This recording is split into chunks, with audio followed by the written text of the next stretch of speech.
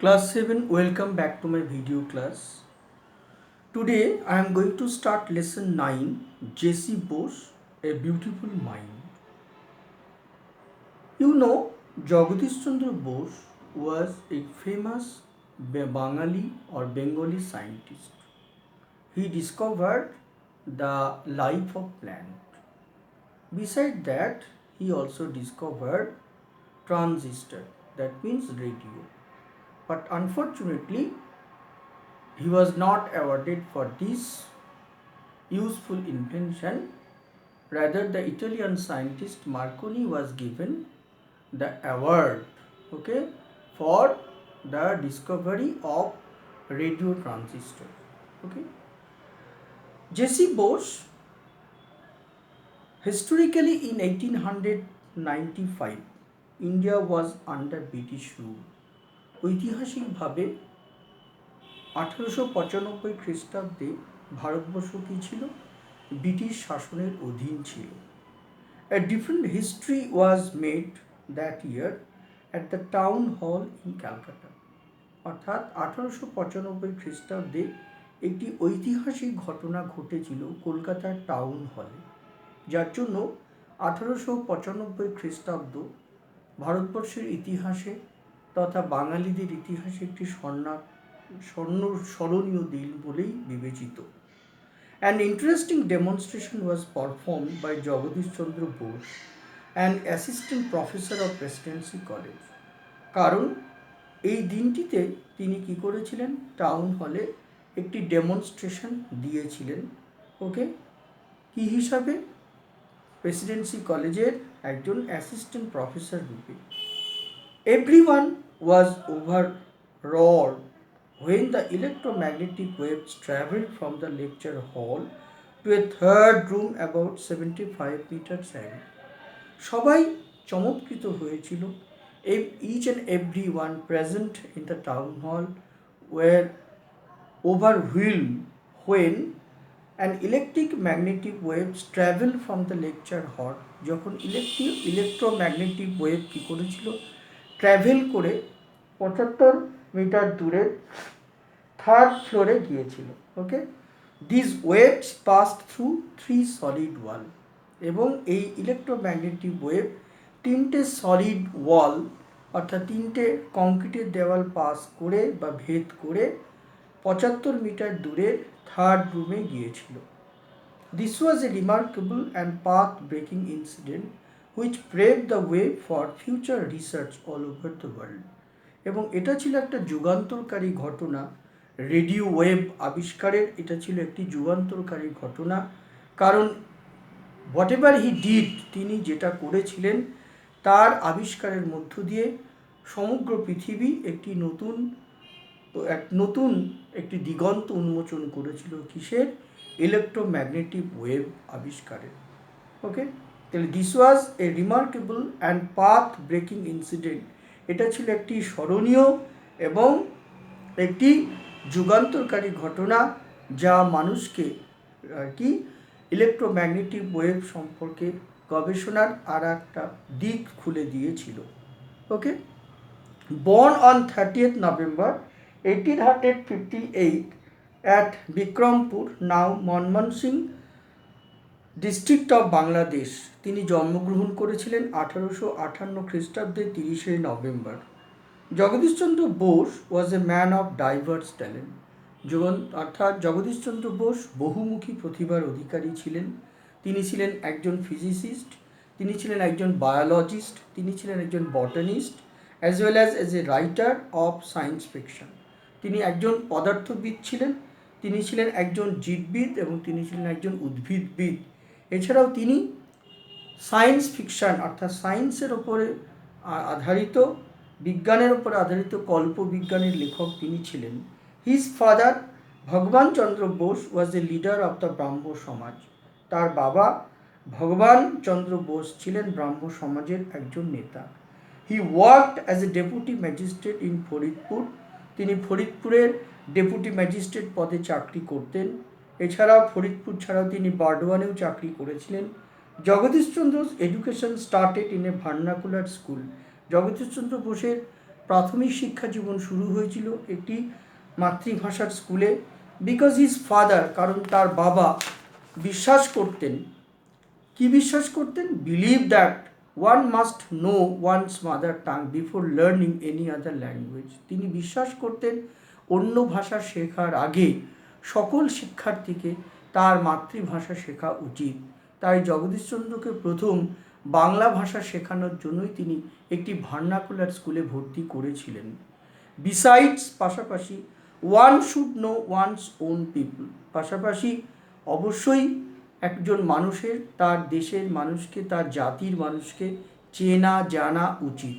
Speaking at the Bikrampur conference in 1915 Bose said, এবং বিক্রমপুরের একটি কনফারেন্সে 1915 খ্রিস্টাব্দে বিক্রমপুরের একটি কনফারেন্সে তিনি কী করেছিলেন? মানুষের সামনে এই কথাগুলো স্মৃতিচারণ করেছিলেন। অ্যাট দ্যাট টাইম, সেই সময় sending children to English school was A privilege status symbol. অর্থাৎ তার সময় তিনি যখন বাংলা মিডিয়াম স্কুলে পড়তেন, সেই সময় ইংলিশ মিডিয়াম স্কুলে আর কি ছেলে মেয়েদের পাঠানো একটি আভিজাত্যপূর্ণ বিষয় ছিল। ইন দি ভার্নাকুলার স্কুল, এবং মাতৃভাষার স্কুলে to which I was sent, অর্থাৎ বাংলা মিডিয়াম স্কুলে যখন আমাকে পাঠানো হয়েছিল, the son of the Muslim attendant of my father sat on my right side. The son of the Muslim attendant, অর্থাৎ তার মুসলিম অ্যাটেন্ডেন্টের ছেলেও কী করেছিল? আমার ডান দিকে বসেছিল। The son of a fisherman sat on my left, অপরদিকে একটি জেলের ছেলে আমার বাঁদিকে বসেছিল। দে ওয়ার মাই প্লেমেটস, তারা ছিল আমার খেলার সাথী। Okay, I listen spellbound to their stories of birds, আমি চমৎকৃত হয়েছিলাম তাদের গল্প শুনে। যখন তারা কি গল্প করেছিল? They told about the stories of bird, তারা পাখিদের গল্প করেছিল, পশুদের গল্প করেছিল, এছাড়াও অ্যাকোয়াটিক ক্রিয়েচার্স, জলজ প্রাণীদের গল্প করেছিল।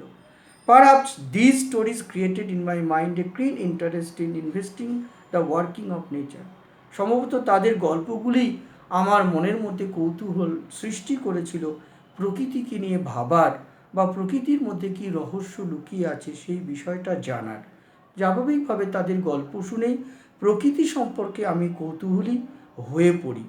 হোয়েন আই রিটার্ন হোম, যখন আমি বাড়ি ফিরি from school, accompanied by my school fellows, অর্থাৎ আমি আমার সহপাঠীদের সঙ্গে করে বা সহপাঠীদের সঙ্গে যখন আমি বাড়ি ফিরতাম, my mother welcome and fed all of us without discrimination, কোনো বৈষম্য ছাড়াই আমার মা কী করতেন? আদর করে আমার বন্ধুবান্ধবকেও কী করতেন? খাওয়াতেন এবং তাদের প্রতি আতিথেয়তা দেখাতেন। ওকে, it was because of my childhood friendship with them that I could never feel that there were creatures who might be labeled low caste. অর্থাৎ it was because of my childhood, অর্থাৎ আমার এই শৈশবের কারণেই আমি কি করতাম? সমস্ত স্তরের ছেলে মেয়েদের সঙ্গেই বন্ধুত্ব করতাম। ওকে, আমি কোনো উঁচু নিচু ভেদাভেদ করতাম না। আই নেভার রিয়েলাইজড, আমি কখনো উপলব্ধি করিনি that there existed a problem common to two communities, Hindu and Muslim. আমি কখনো এই বৈষম্য অনুভব করতাম না যে হিন্দু মুসলিমের মধ্যে পার্থক্য আছে, বা হিন্দু মুসলিম দুটি জনগোষ্ঠীর মধ্যে বিশদ পার্থক্য আছে। ইন 1869, এরপর 1869 খ্রিস্টাব্দে Bose joined Hare school, Bose অর্থাৎ জগদীশচন্দ্র বোস হেয়ার স্কুলে যোগদান করেন।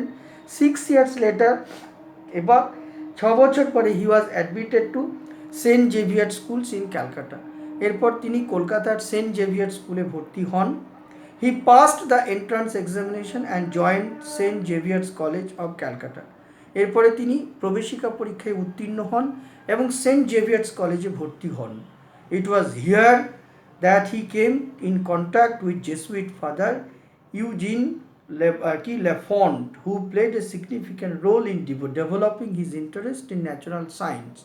এবং সেন্ট জেভিয়ার্স কলেজে পড়াশোনা করাকালীনই তিনি সেন্ট জেভিয়ার্সের ফাদার জেসুইট ইউজেনি ল্যাফংয়ের সঙ্গে বা ল্যাফংয়ের সাহচর্যে আসেন, এবং ল্যাফং কী করেছিল? তার প্রতিভা দেখে তার প্রতি আকর্ষিত হয়েছিলেন এবং তাকে প্রাকৃতিক বিজ্ঞানের প্রতি অনুরাগী হতে বলেছিলেন, বা ন্যাচারাল সায়েন্সের প্রতি তাকে ডিভোট করতে বলেছিলেন।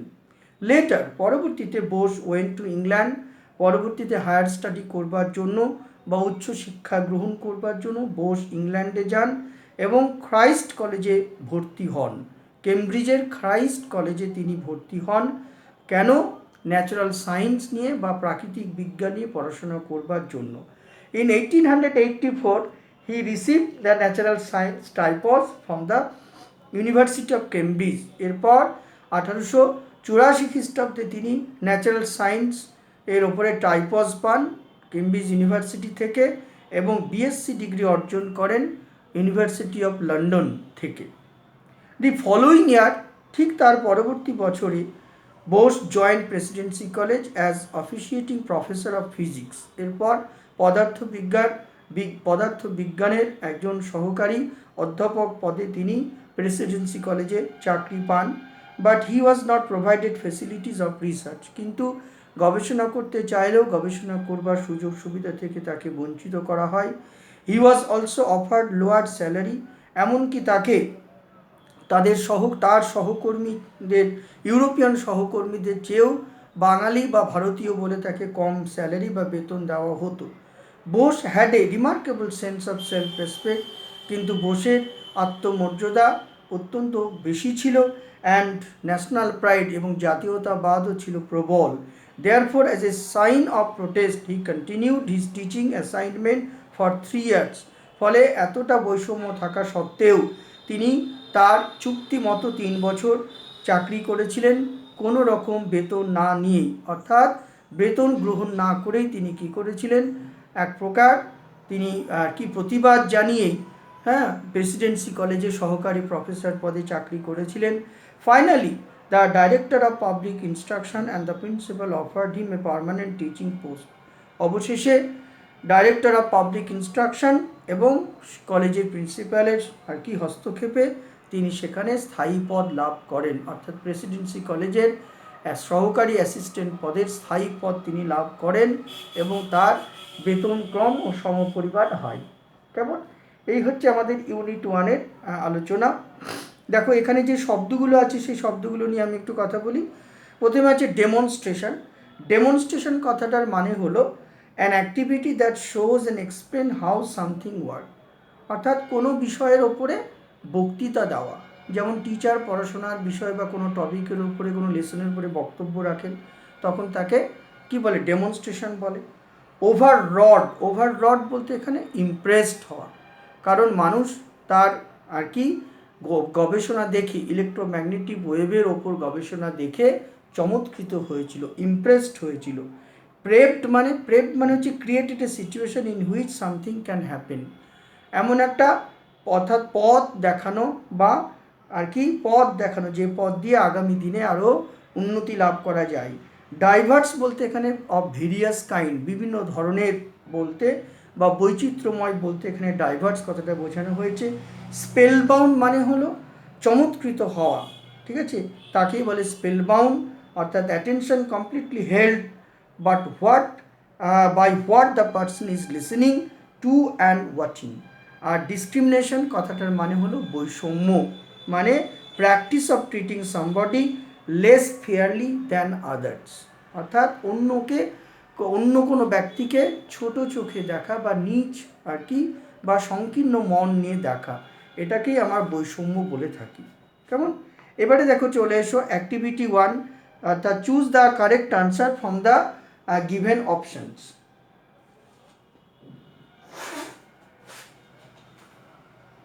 আচ্ছা, এবারে দেখো আমরা অ্যান্সারটা করি। এবারে অ্যাক্টিভিটি 1 বলেছে। অ্যাক্টিভিটি 1 তাহলে কি করব? জগদীশচন্দ্র বোস স্টাডিড ইন, দেখো নাম্বার 1, তাহলে 1 এর 2 কি? হেয়ার স্কুল, তাহলে HARE Hare school.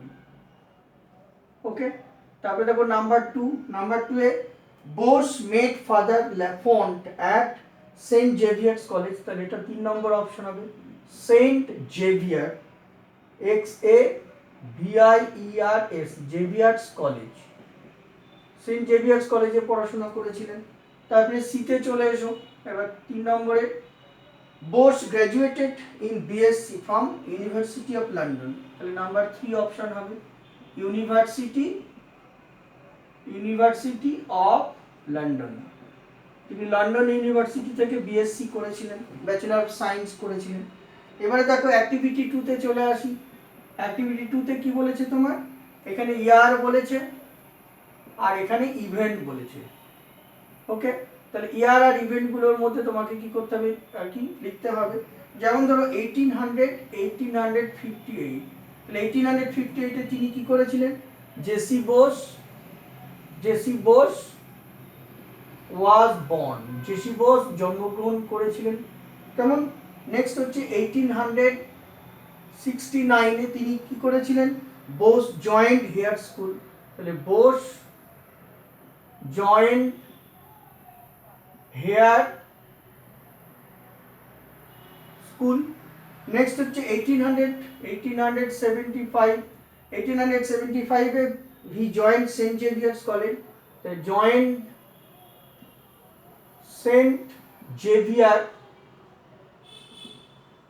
Saint Xavier's college.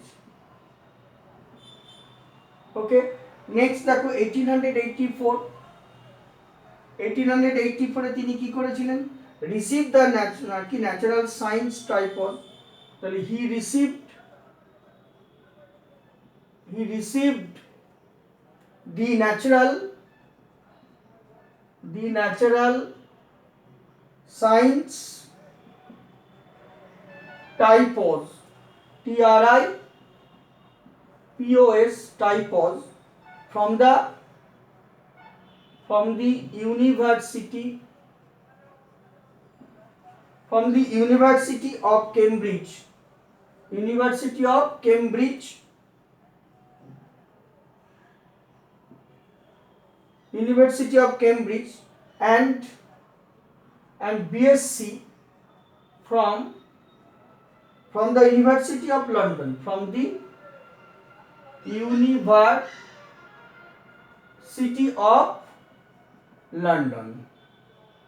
Okay, next দেখো এবারে 1885 এ তিনি কি হয়েছিলেন, 1885 এ he joined Presidency college as a assistant professor, তাহলে জয়েন করেছিলেন joined Presidency college as an assistant professor। Okay, next দেখো 1895 এ তিনি কি করেছিলেন, he gave a demonstration on electromagnetic wave at the town hall in Calcutta, তাহলে উনি delivered a demonstration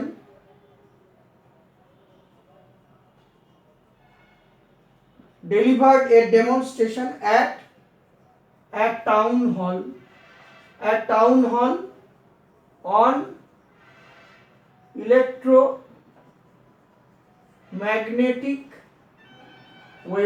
electromagnetic ওয়েভের উপরে তিনি একটি বক্তৃতা করেছিলেন। বুঝে গেল? ওকে, তারপরে দেখো এবার আমরা পরেরটাই চলে আসছি, অ্যাক্টিভিটি 3 তে। তোমরা দেখতে থাকো মন দিয়ে, তাহলে হবে। আমরা পরেরটাই চলে আসছি এবার।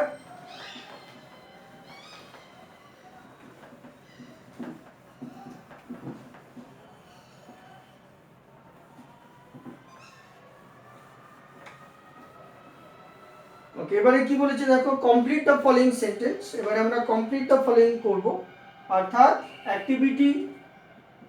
অ্যাক্টিভিটি 3, অর্থাৎ ওকে নাম্বার এ কি বলেছে দেখো, Bose's father use to work as a, বোসের বাবা কি রূপে কাজ করতেন, ডেপুটি ম্যাজিস্ট্রেট পদে।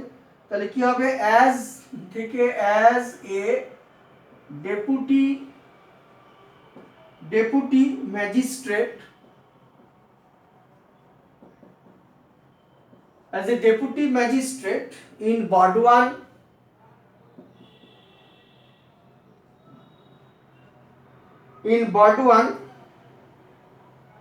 Faridpur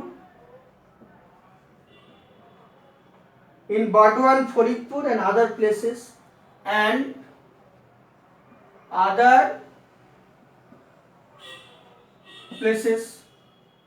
নাম্বার বিতে চলে এসো। Dash was the leader of the Brahmo Samaj, তাহলে বোসেস ফাদার, তাহলে বোসের বাবা, তাহলে বোসেস ফাদার কি নাম ছিল? ভগবান চন্দ্র বোস, ভগবান, BHAGWAN চন্দ্র বোস, ওকে, ভগবান Chandra Bose was the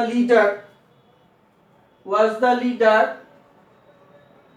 of the Brahmo, BRAHMO Brahmo Samaj, okay.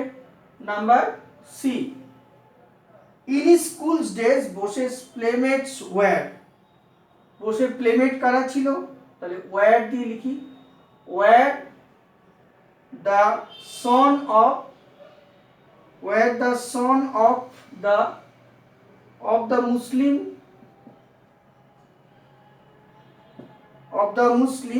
attendant of his father, Muslim attendant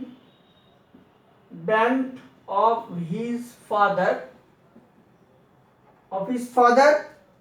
and the son of a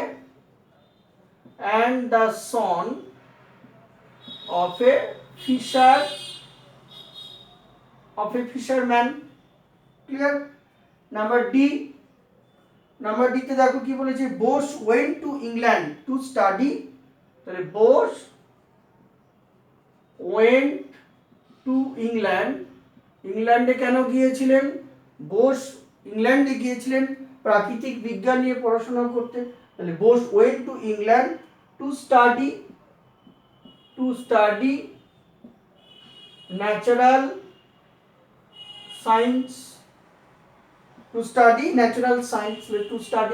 science, ওকে।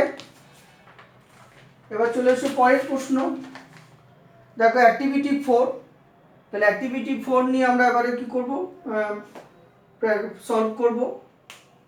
আমি মুছে দিচ্ছি, দেখো এবার অ্যাক্টিভিটি 4 সলভ করব।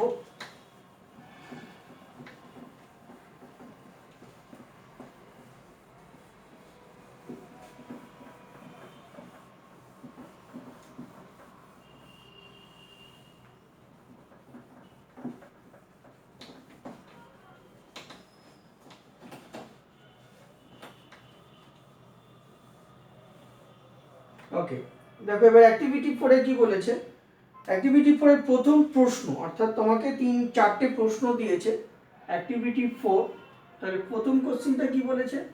প্রথম কোশ্চেন হচ্ছে, why did Jagadish Chandra Bose received his early education in a vernacular school? তখন তোমাকে বলতে হবে, ঠিক আছে, জগদীশ চন্দ্র বোস অর্থাৎ J C Bose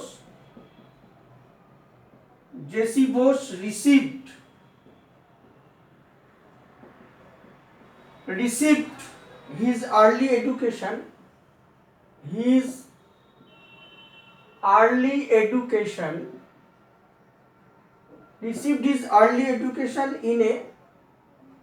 in a vernacular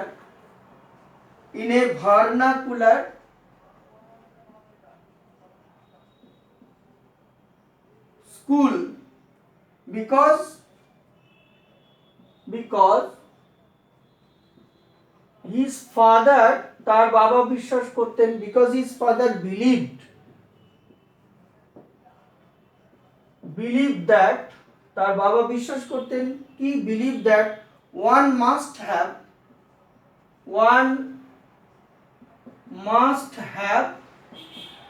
the knowledge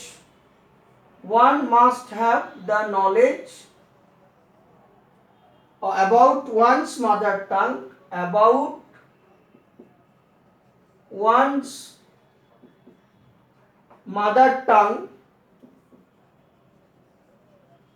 tongue, before learning any other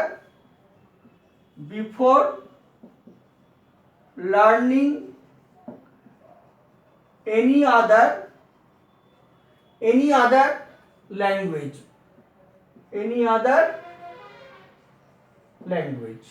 okay. Next number B, This is A number. Next number B. What did Bosch's mother do when he brought his friends home from school? তাহলে কি হবে when Bosch brought his friends home from school, তাহলে when Bosch brought his playmates or classmates লিখতে পারো or classmates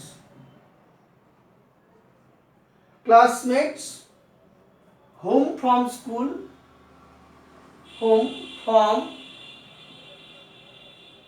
school,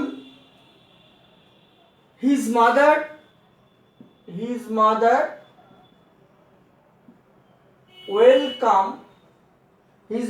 welcomed and fed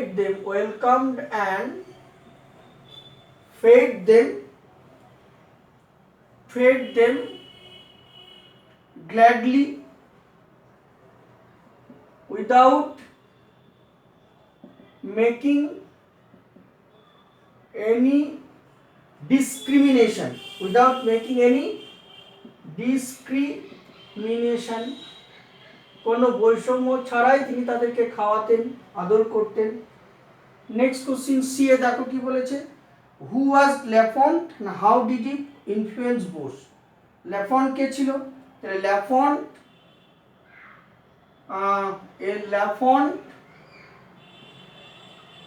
was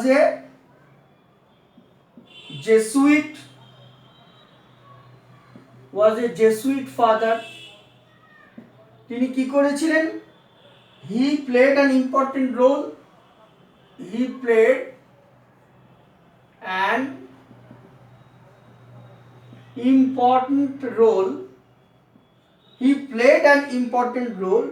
in developing Bosch's interest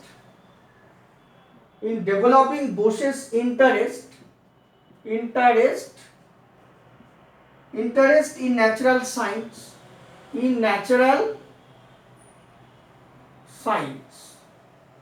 Okay, next question দেখো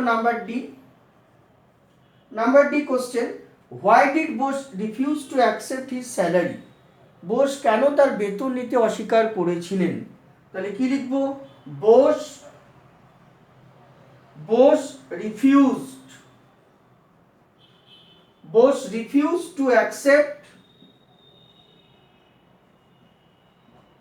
refused to accept his salary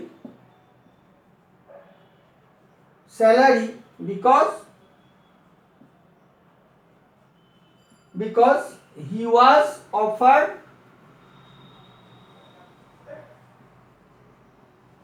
he was offered lower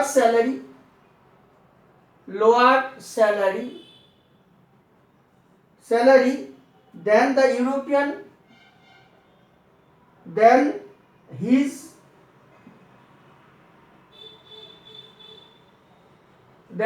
European colleagues.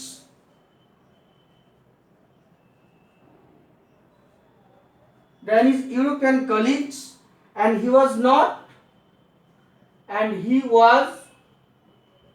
not provided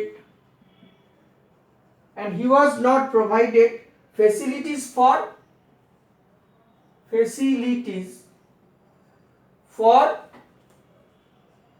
research.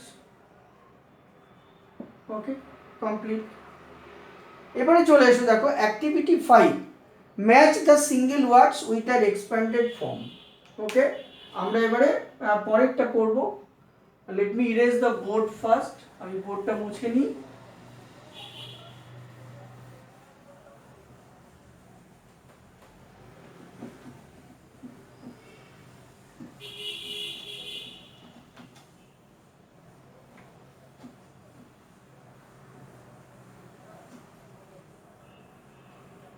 দেখো এবারে আমরা activity 5 এ চলে যাচ্ছি। Activity 5 এ কি বলেছে? অ্যাক্টিভিটি 5 দেখো এখানে বলেছে match the single word with their expanded form. দেখো প্রথমে কি বলেছে, এখানে নাম্বার 1 এ বলেছে অ্যাস্ট্রোনমি, AS অ্যাস্ট্রোনমি। তাহলে অ্যাস্ট্রোনমি বলতে আমরা কি বুঝি? অ্যাস্ট্রোনমি বলতে আমরা কি? Study of stars and planet. Astronomy বলতে আমরা study of stars and planets. Okay, stars and প্ল্যানেটকে বুঝি, অর্থাৎ গ্রহ, নক্ষত্র এবং গ্রহদের নিয়ে পড়াশোনাকে কি বলে? অ্যাস্ট্রোনমি বলে। নাম্বার 2তে চলে এসো এবার। নাম্বার 2তে বলেছে দেখো লাইব্রেরি। তাহলে LIBRARY, লাইব্রেরি মানে গ্রন্থাগার। তাহলে লাইব্রেরি বলতে আমরা কি বুঝি? A place where books are kept. তাহলে এ প্লেস একটি জায়গা যেখানে বই রাখা হয়। A place where books are kept, একটি জায়গা যেখানে বই রাখা হয়। নাম্বার 3তে চলে এসো এবারে গ্যারেজ, GARAG। গ্যারেজ বলতে আমরা কি বুঝি? গ্যারেজ বলতে আমরা a place to keep car, যেখানে গাড়ি রাখা হয়। তাহলে a place for keeping cars. Next দেখো 4 নম্বর কি বলেছে? সাইকোলজি। তাহলে PSYCHOLOGY। সাইকোলজি বলতে আমরা কি বুঝি? সাইকোলজি বলতে আমরা বুঝি স্টাডি অফ হিউম্যান মাইন্ড, মানুষের মন নিয়ে যে পড়াশোনা। স্টাডি অফ হিউম্যান মাইন্ড, অর্থাৎ মানুষের মনস্তাত্ত্বিক দিক বা মনন নিয়ে যে পড়াশোনা, তাকে আমরা সাইকোলজি বলি। ওকে, অর্থাৎ মনস্তত্ত্ববিদ্যা বলি তাকে। নেক্সট হচ্ছে অর্চার্ড। অর্চার্ড মানে ফলের বাগান। ওকে, তাহলে অর্চার্ড বলতে আমরা কি বুঝি? A garden of many fruit trees. তাহলে a garden of many fruit trees, যেখানে কি হয়? অনেক ফলের গাছ থাকে, তাকেই বলে অর্চার্ড বলে। নাম্বার 6 কি বলেছে দেখো? Cashier, CASHIER। তাহলে ক্যাশিয়ার কাকে বলে? ক্যাশিয়ার কাকে বলে? অর্থাৎ এ পার্সন হু হ্যান্ডেল ক্যাশ, যে টাকা পয়সা লেনদেন করেন তাকে আমরা ক্যাশিয়ার বলি। তাহলে কি বলবো? এ পার্সন, একজন ব্যক্তি, a person who handles, HANDLES, handles cash. Okay, যেমন ব্যাংকে যে ক্যাশ লেনদেন করে তাকে আমরা কি বলি? ক্যাশিয়ার বলি। ঠিক আছে, কেমন? তাহলে এই হলো তোমাদের ইউনিট 1-এ আলোচনা, অর্থাৎ টেক্সট রিডিং করলাম, সেই সঙ্গে সঙ্গে অ্যাক্টিভিটি 1, 2, 3, 4, 5 আলোচনা করলাম এবং সলভ করলাম। তোমরা ভিডিওটা মন দিয়ে শুনবে, তারপর তোমরা অনুশীলন করবে টেক্সট বুক থেকে, তাহলেই দেখবে তোমাদের অসুবিধা হবে না। কেমন? এরপরে কোনো সমস্যা তৈরি হলে হোয়াটসঅ্যাপ গ্রুপে আমাকে প্রশ্ন দেবে, আমি সলভ করে দেব। কেমন? সবাই ভালো থেকো, সুস্থ থেকো, তোমাদের অনেক অনেক ধন্যবাদ। আর মন দিয়ে পড়াশোনা করো, কারণ সামনেই সেকেন্ড সামেটিভ এক্সাম, ভালো করে পরীক্ষা দিতে হবে সবাইকে। Okay, so take care of you. Thank you.